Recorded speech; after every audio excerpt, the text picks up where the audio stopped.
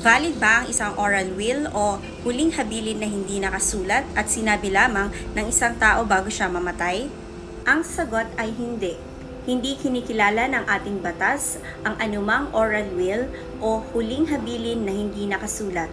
Ito ay malinaw sa Republic Act No. 386 o ang tinatawag na New Civil Code of the Philippines. So, under Article 804 of the New Civil Code, every will must be in writing and executed in a language or dialect known to the testator.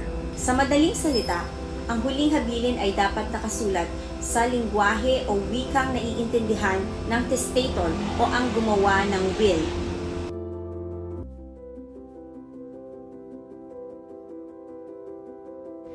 To learn more, subscribe to the YouTube channel of Batas Pilipinas Know Your Rights Philippines and like and follow us on Facebook. Also, follow Attorney MG Moran on TikTok. Thank you.